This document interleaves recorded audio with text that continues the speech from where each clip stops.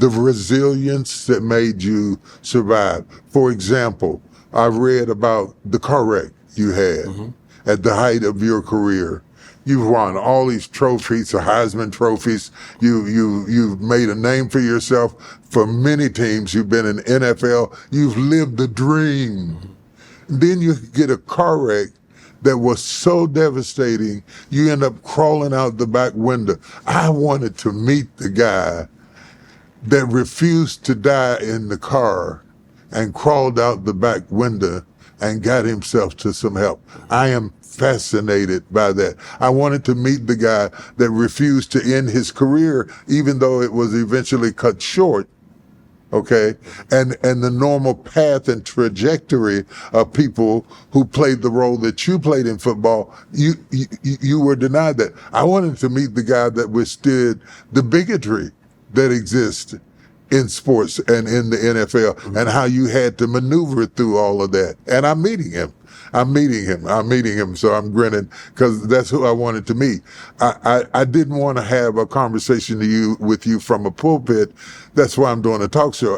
That's why I'm doing a podcast, so that I can meet you where you are without the preconceived idea of what I think, because we all have masks, and the preconceived of what you think.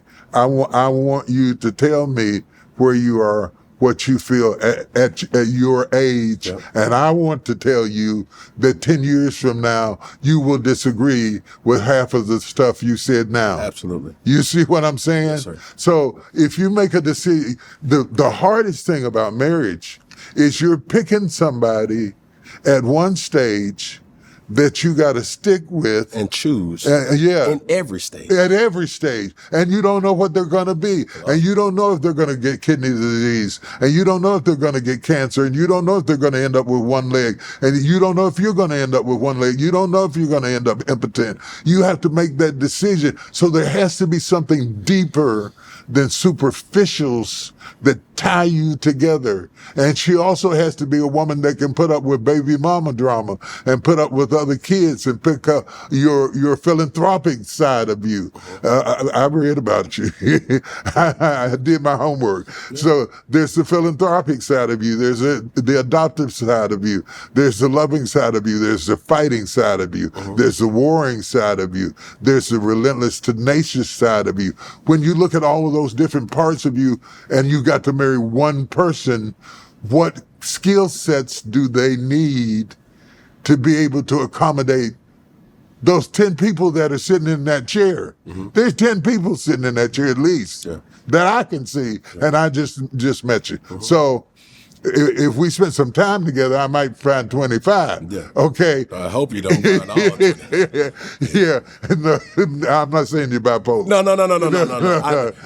No personality disorder. I'm saying that we are a complicated species, and gifted people are particularly complicated because you have things that you do on stage, and you have to gear up to do it, and you have to be a certain kind of person to crawl out of a glass window in a car wreck that could have killed you. And get back on the field and play again. I wanted to meet that person and find out who he is. There's something beating up under that sweater that is relentless, that is tenacious, that is able to maneuver through a system that does not always lend itself to a black quarterback being successful.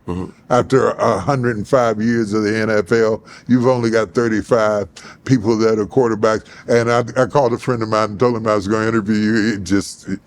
He just died. He rolled his eyes. No, he went out like I was getting ready to interview Prince or somebody. He went absolutely crazy. He says that you are arguably the top 5 black quarterbacks in the world. That's what he said about you. Okay. That's what he said about you. Okay. Give him a Bible for me. You know what I'm saying? Yeah, I will do that. Yeah. I will do that. I had this conversation last night, okay? And so he's schooling me, because I'm not into athletics like that. He's schooling me about who I'm dealing with, that I'm dealing with the Michael Jordan of football and all of this. He had all of these analogies to describe who you were. And I wanted to see who's up under there. I'll tell you. Tell me. Well, the quality that she has to possess is grace. Because what I realized for so long, and was good at masking, still am good at masking, and I think anybody who is somebody is good at masking. Where does warriors go to weep? Yeah. Where does lions go to lie? Okay. Where do eagles go to cry? Yeah. And really kind of check your scars like, dang, bro, they got me, dog. Oh my God, they got me. See, I couldn't do that publicly. Yeah. And when you at odds with a person that's supposed to recharge you, now everywhere is a battlefield. Yeah. So Yeah. while I was growing I up, so get that. come on now. Yeah, so Growing up fast and realizing that, bypassing all these things and saying like, above all, I realized I was hurt and I wasn't able to verbalize what hurt me. Now, if I can go back to that situation and I can honestly say, I don't want to point the finger, but baby, you hurt me. I was too prideful. I was too like, man, boy, you I'm make me mad. You know what I'm saying? I don't need you, Yeah. but I do need you. Yeah. Man, get out of here, but don't leave. Yeah. See, as a man, Abandonment. oh my goodness. For me growing up, I was the breadwinner. I was the cash cow. I was the man of my house, but always giving respect to my father as that, because he is still the most influential man or person on this earth. But even when he comes to me saying, son, I need your mom, I need your brother, I need your partner, I need everybody around you, I need, it forces you to grow up fast. So all that to say, when I was in relationships, having children, I was hurt, did not know how to verbalize my hurt. I was masking hurt with sex, and that was not getting to the nucleus of the situation. And now when you don't really say, hold on, I'm hurt, baby, before, no, don't kiss. Like, we need to sit down and Trauma bond. like, we need to talk. Yeah. Because what you said the other day when you was walking out the kitchen and you threatened me, or you did, Yeah. that hurt. I didn't know how to say it. I know it needed to be said. And even for her, I didn't think that the relationship that I was in, we were listening to understand. We were just listening to respond. There's many things she said I totally relate to.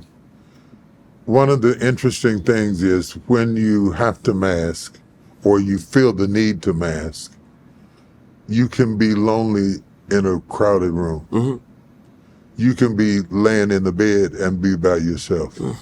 Because the real part of you, the part of you, not the part that's angry, the part that's really hurt, nobody gets to meet him. And that's the person that God wants.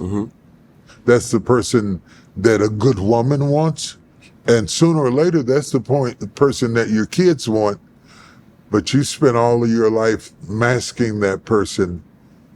How do you unclothe him and still feel safe? You know what's crazy?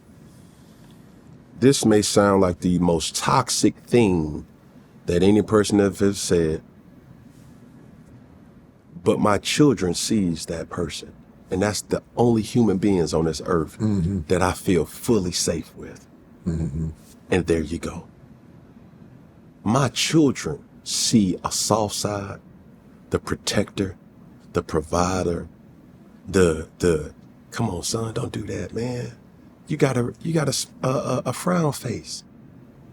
Matter of fact, you get You get a green face today, Daddy will go get you ice cream. Matter of fact, we'll go get you a dinosaur. No, you know what? Bump all that. We gonna go walk into the forest like you always like. You'll do that? Pinky promise. Yeah. Kiss it. Those things. Yeah. My children see that. Yeah. So it may not make sense to you. Y'all, I've identified early on that the only people that I can truly trust and gets the most vulnerable side of me is my children. For right now. For right now. I'm learning. For right now. Like I said. Yeah. In the last 2 years. Yeah. But my lady has unlocked that for me.